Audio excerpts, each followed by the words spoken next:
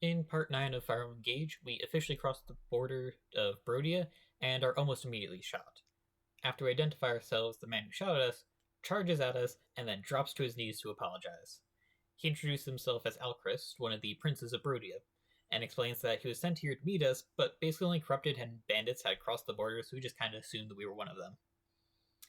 Now, as we try to head to the Brodian castle to meet the king, we find that the Aleutian army has actually captured one of the major bridges and is being led by the Aleutian princess Hortensia and her two retainers. So it turns out that although Elusia and Brodia are poor terms with each other and kind of fighting over land, the capture of the bridge was not to start a war, but rather so Hortensia could take our rings and bring them back to her father. So we start the battle, and we get 3 new characters on our side. We have Alchrist, who is an archer with solid bases and growth, high speed, high dex, decent strength. But where he really shines is when he gets promoted, he gets Luna, which has a chance to ignore half of defense on the enemy, meaning he can do some big damage. Unfortunately, since he is good, I used him in my last run, so skip. Next we have Lapis, who is a sword fighter with really high speed and kind of mediocre everything else. I really like her design. That's why I used her in my last run, so skip again.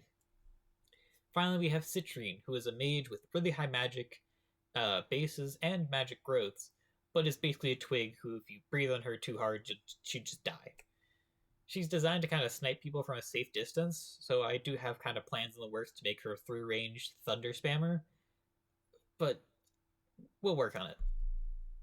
Anyway, back to the map. We're introduced to smash weapons. They're basically heavy weapons that when they always hit last and can knock your opponent back a tile to get them off of like advantageous terrain.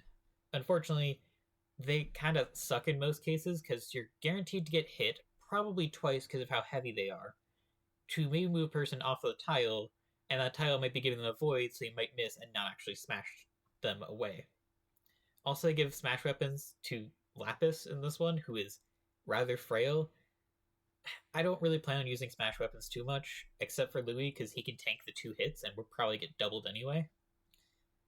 Anyway, to try to kind of get around this whole like semi-force smash weapon usage, I use 2 3-range weapons and also effective weapons like rapiers to take down the 2 enemies that we actually need to like beat up.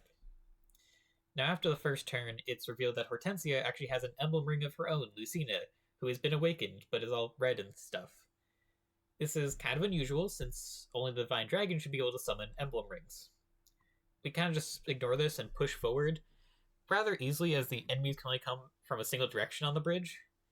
And it's actually pretty easy up until we get to the boss, who has 4 other enemies sitting next to her, 2 of whom are her retainers, who are like mini-bosses. So I put Alir, Alfred, Boucheron, and Louis in ranges of the enemies, and just pray they aren't too strong. And then Louis, the absolute tank, nearly gets killed thanks to Lucina having the Noble Rapier, which is effective against armored units, plus having a skill that forces chain attacks from everybody else, and chain attacks are percentage HP damage.